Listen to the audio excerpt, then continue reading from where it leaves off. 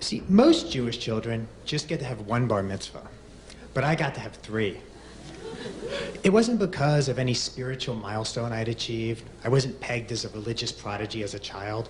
It was for a far different reason. See, my mother was obsessed with Israel. She would go there every year and come back and say, "It's the only place that makes me feel alive." She would hire inept Israelis to fix things in her house. And they would leave things half done, shooting sparks, but in her mind, it was her small way of preventing another Holocaust. Because if there had been a Israel, there would have never been a Hitler. So I shouldn't have been surprised when nearing my 13th birthday, my mother came over to me and said, "Leo, for your bar mitzvah, we're going to do something special. We are going to do something holy.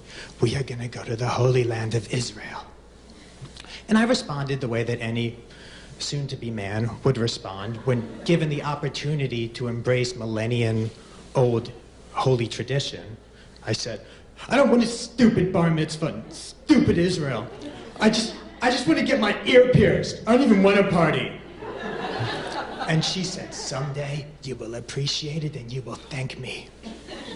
See, I had always imagined the lavish party I would receive. My brother Ron loved basketball, so the entire bar mitzvah reception area was festooned with basketball nets with life-size cutouts of Larry Bird and Kareem Abdul-Jabbar.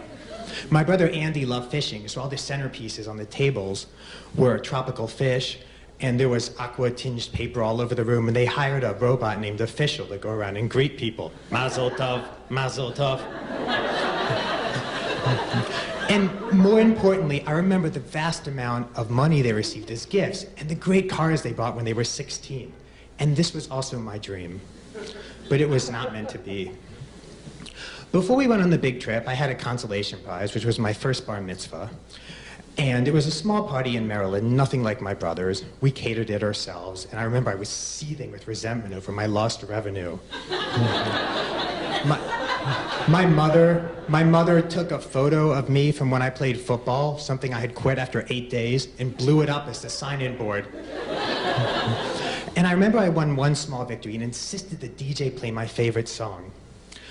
And as everyone in the room stared at the ceiling and looked at the floor, and the DJ speakers blared 18 in Life by Skid Row, I learned the difference between songs you love and songs you should not interrupt a group of middle-aged Jews dancing the Hora to play.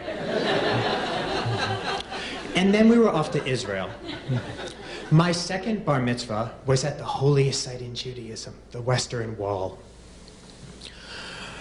It was a mild day in Jerusalem in June. It was about 110. And I sat there, family around and friends, reading through my hated Torah portion for the second time. And a miracle happened. The heavens opened up, and a horde of flies descended down. And started descending into my mouth and my eyes. And as I blinked away the fly carcasses and the sweat, I glared at my mother and gave her my old hateful look. And telepathically, she looked back at me and said, "Someday you will appreciate this, and you will thank me." I doubted that.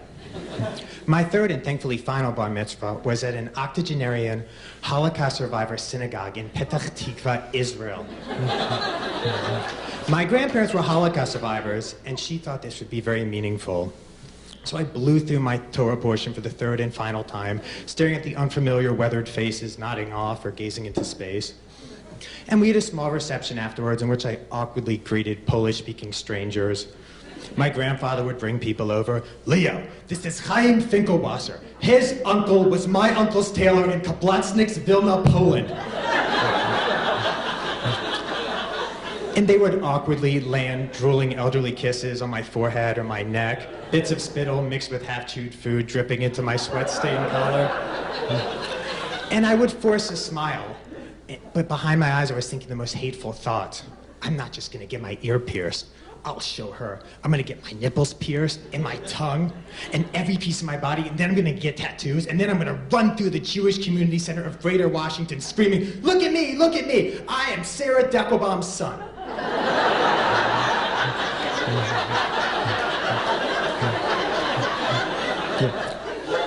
And then, finally, we flew back to America.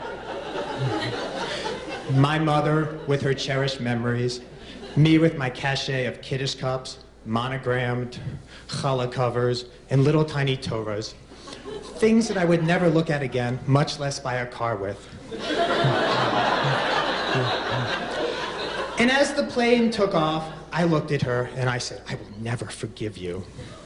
And from that moment on, every year, I went out of my way to remind my mother that I still would never forgive her. Through college, through high school, and even afterwards, we would casually pass after dinner one night, and I'd say, Mom, remember my bar mitzvah? I still resent you. Until about 12 years later, I was catering to make extra money. I ended up catering a very expensive bar mitzvah. And at this very expensive bar mitzvah, the parents of this boy had paid for these very expensive floodlights to highlight the expensive balloons they had put up. And this man and his man friends had found out that these lights get very hot. So they took the plastic, monogrammed plastic centerpieces off every table and put them on the very hot lights. And then later on, they took the tops off all the salt and pepper shakers and threw them around the room. And so later on that evening, when me and the rest of the catering crew were chiseling off congealed plastic and sweeping up salt, I had an epiphany. A 13-year-old boy is not actually a man. And a 13-year-old boy doesn't deserve anything. These lavish parties, they're for the parents to celebrate having survived 13 years of raising a son. And if I was able to play a small role in my mother having cherished memories of her grandmother beaming at the Western Wall while I read the Torah, or my grandfather leading the Torah service at the synagogue of his Holocaust surviving peers, I'm happy to do that for her. So after we finished cleaning up the party, I called her up and said, you know what, Mom? Thank you for making me go to Israel. But to be totally honest, I've still never taken my earrings out. Thank you.